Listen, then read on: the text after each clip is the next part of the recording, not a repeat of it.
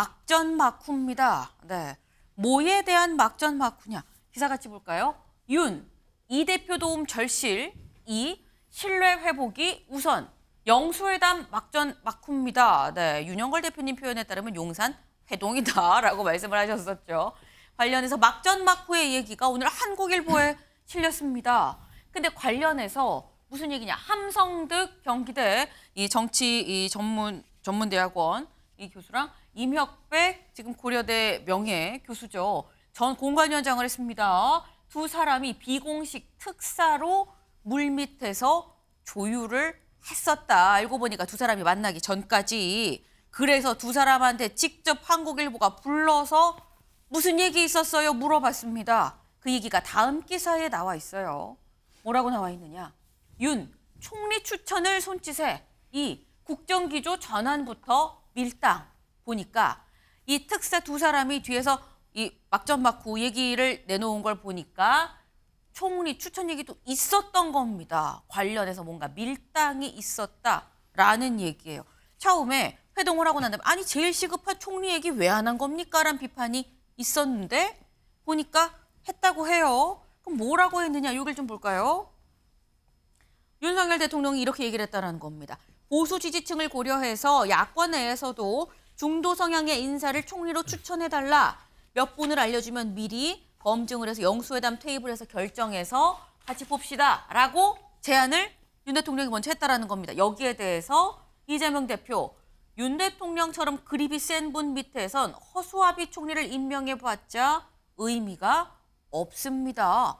라고 얘기를 했다라는 거예요. 이 얘기는 서영주 대변인님. 네.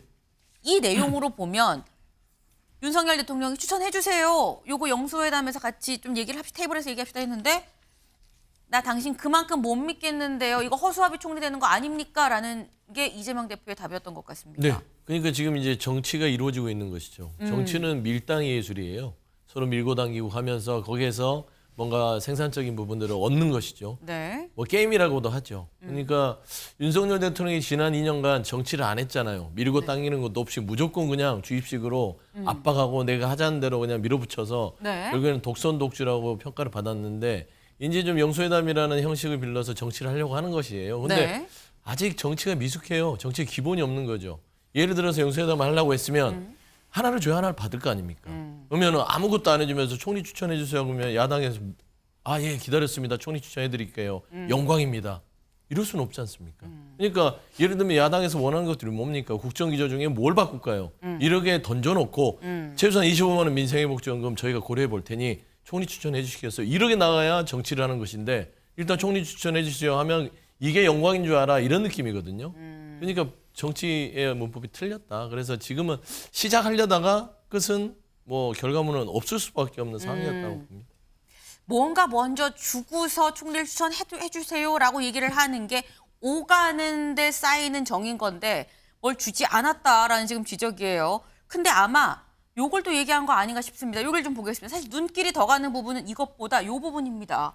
윤 대통령은 차기 대선에서 이 대표의 경쟁자가 될 만한 인사를 대통령실 인선에서 배제하겠다는 뜻도 전했다라는 겁니다. 김윤영 대변인님. 네. 요 얘기는 뭡니까? 요거는 뭐 연정까지는 아니지만 약간 우리 정전합시다라는 약간 그런 취지 같기도 하고요.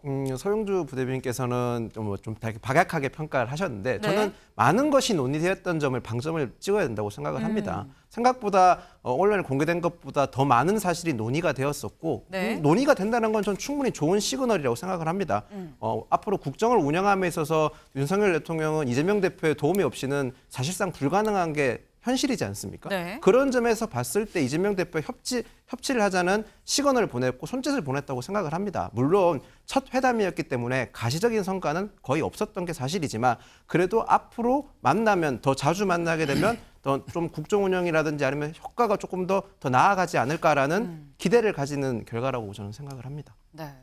어쨌거나 중요한 건 뭔가 막전 막후 얘기를 좀 들어보니까 두 사람이 그냥 135분 동안 그냥 허공에다 대고 각자 얘기만 하고 끝난 건 아니었다. 그 전에 뭔가 얘기가 이런저런 얘기들이 좀 오갔다. 이른바 정치라고 얘기할 만한 게 오갔다라는 부분은 좀 눈에 띕니다. 다만 이 회동이 한 번이 아니라 그 다음까지 이어져야 되는데 아직 다음에 뭐 만날 거다, 언제 만나자라는 얘기는 없는 상태죠. 대신 그 전에 뭐가 있느냐. 9일, 오는 9일 기자회견이 있습니다. 기사 같이 볼까요? 네. 윤 대통령 9일 기자회견 정말 궁금해할 답변을 준비하겠다라는 겁니다. 그러면 대체 국민들이 궁금해할 부분이 무엇이냐. 여기에 대해서 조선일보는 요거 아니겠느냐라고 생각을 하는 것 같아요. 윤 해병대원 특검, 최상병 특검, 김 여사 관련 의혹도 입장 밝힌다. 아마 요 부분이 국민들이 궁금해할 것 같은데 요 부분도 얘기할 겁니다라는 게 조선일보의 입장입니다. 근데 여기서는 입장을 밝히긴 밝히는데 윤영걸 대표님 네. 어느 정도의 수위로 밝힐 것이냐. 그게 사실 관건일 수 있거든요. 저는 뭐 적극적으로 좀 이 얘기를 해도 괜찮다고 봐요. 이 하고 싶은 말을 하는 자리가 기자회견이 아니라 국민들이 듣고 싶어하는 얘기를 좀 해줘야 되는 거 아닌가 네. 이런 생각이 들어서 너무 두리뭉실한 거, 공감 능력이 없는 거 이런 거 하지 말고 제일 나쁜 건 또 가르치는 거예요. 우리 국민이 제일 싫어하는 게 가르치는 겁니다. 네. 그래서 국민 얘기를 경청하면서 어떻게 보면은 지금 명품백 의혹이라든지 해병대원 특검이라든지 여러 가지 국정 현안들이 있잖아요. 네. 거기에서 좀 진전된 입장을 좀 보여주는 게 좀 좋겠다. 지금 대통령이 좀 불안해해서 저는 여태까지 100일 때 한 번 하고 여태까지 안 했다고 보거든요. 근데 불안할 게 뭐 있어요? 말 잘하시잖아요. 그러니까 저 좀 적극적으로 좀 말을 좀 할 필요가 있다. 뭐 이런 생각이 좀 들어요. 불안해하면은 네. 자꾸 움츠려들거든요. 지금 민정특보 수석 또 신설하고 이런 거 보면은 좀 불안해하는 것 같아요. 그러지 말고 다 현의 살수라는 말이 있어요. 낭떠러지 가면은 손을 놔라. 손을 놓으면은 죽는 게 아니라 하늘로 날라요. 그래서 좀 자신감 갖고 있는 거를 좀 더 적극적으로 좀 개진하라고 좀 권하고 싶습니다. 네.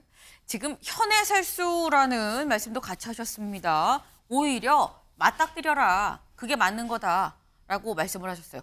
오는 9일 기자회견에서 있는 그대로 좀 얘기를 해야 된다라는 말씀인데 약간 불안한 거 아니냐. 뭐냐면 특검 얘기가 자꾸 나오니까. 근데 조금 전에 나온 소식도 좀 전해드리면 이원석 검찰총장이 이렇게 얘기를 했다고 합니다. 고가 선물 의혹에 대해서 법리에 따라서 엄정 수사를 하겠다. 지켜봐달라라고 얘기를 했다고 해요. 지금 이런 사안들에 대해서 다 오는 9일 윤석열 대통령이 입장을 밝히겠죠. 네. 저희가 준비한 소식 오늘 여기까지입니다. 오늘도 좋은 하루 보내세요.